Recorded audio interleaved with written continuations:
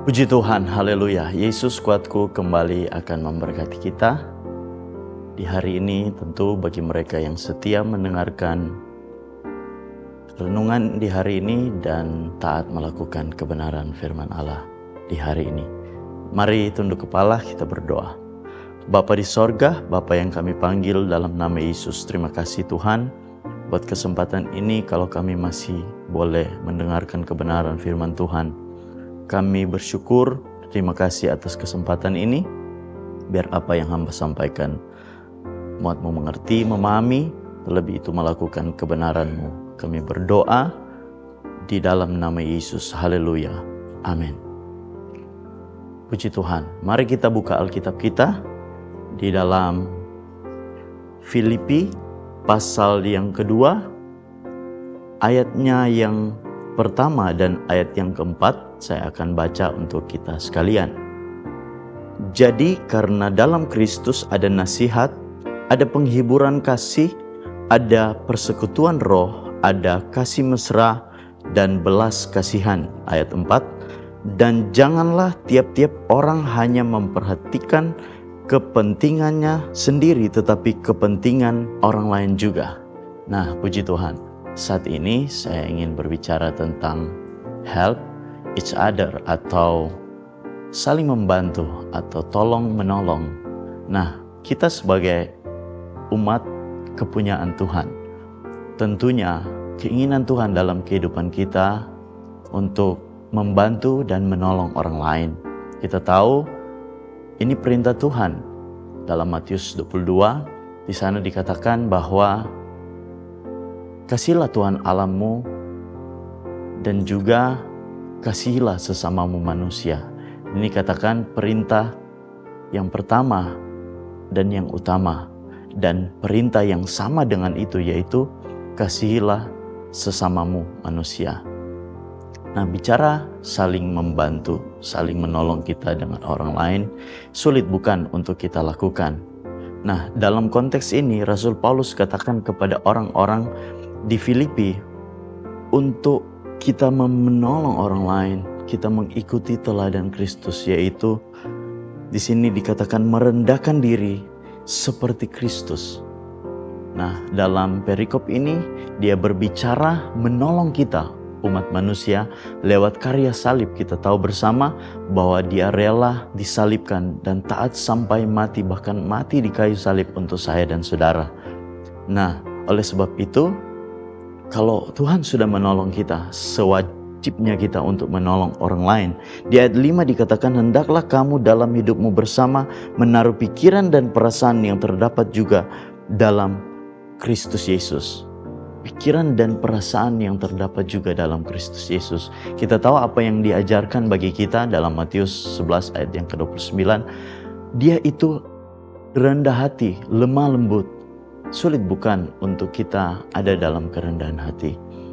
Ya, tanpa kita hidup dalam kerendahan hati, sulit bukan untuk kita membantu orang lain, untuk kita menolong orang lain.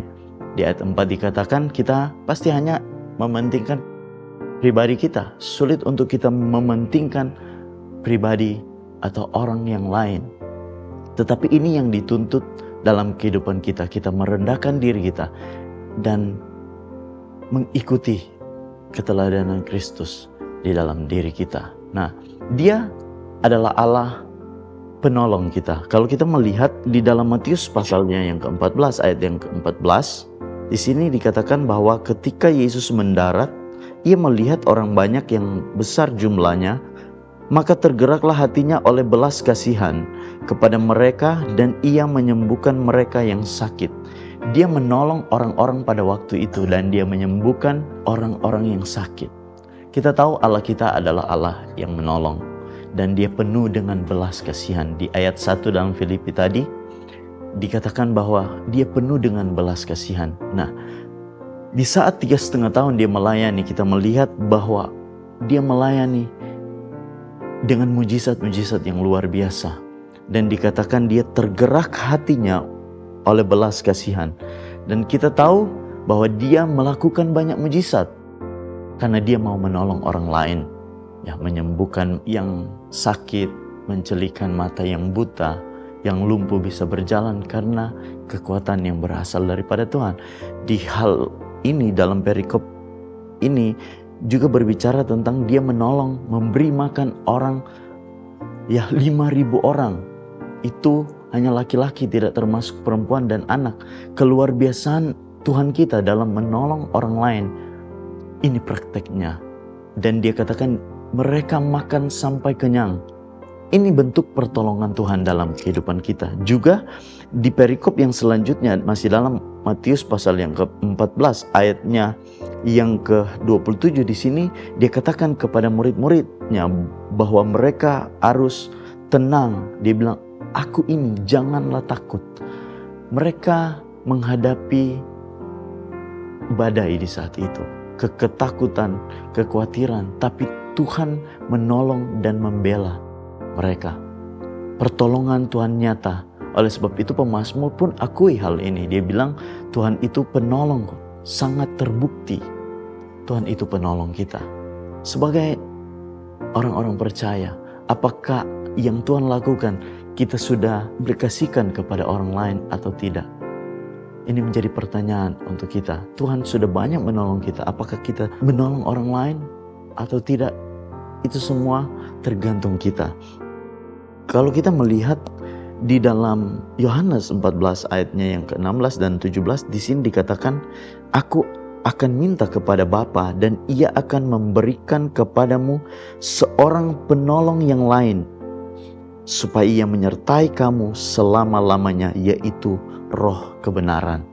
Penolong yang lain yang dia akan berikan bagi kita. Kita sudah tahu dia melayani dengan keluar biasaan, tanda-tanda heran untuk menolong umat manusia. Nah, ketika dia disalibkan, dia mati dan dia naik ke sorga, dia memberikan kepada kita yaitu Roh kebenaran yang kita kenal dengan yaitu Roh Kudus dalam kehidupan kita, atau Roh Allah. Ini yang akan menghibur kita. Inilah kuasa yang akan menolong kita di akhir zaman ini. Dunia semakin hari semakin jahat. Tuhan menolong kita dengan dia memberikan Roh Kudusnya dalam kehidupan saya dan saudara.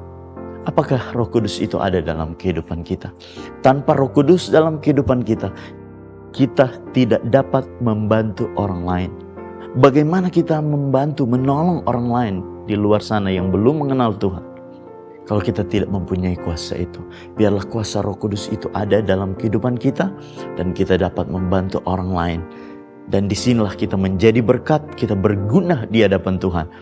Ya, kita mendapat pertolongan Tuhan dan lewat kekuatan kuasa Roh Kudus, kita dapat membawa orang lain, menolong orang lain untuk ada di jalan kebenaran hingga diselamatkan oleh Tuhan. Puji Tuhan, Tuhan Yesus memberkati kita di hari ini. Haleluya. Mari kita tunduk kepala, kita berdoa. Bapa di sorga, terima kasih Tuhan buat kebenaran-Mu yang datang dalam kehidupan kami di hari ini. Kami boleh mendengarkan bahwa apa yang Tuhan mau, apa yang Tuhan sudah lakukan, pertolongan yang luar biasa. Biarlah ini boleh kami praktekkan, kami lewat kekuatan kuasa Roh Kudus. Kami boleh Tuhan menolong orang lain ada di jalan dan kehendak-Mu. Boleh mengerti bahwa Engkau satu-satunya Tuhan dan Juru Selamat umat manusia. Kami bersyukur, berterima kasih. Alaskan doa ini hanya di dalam nama Yesus Tuhan dan satu-satunya Juru Selamat kami. Haleluya. Amin. Bersama Yesus, aku kuat.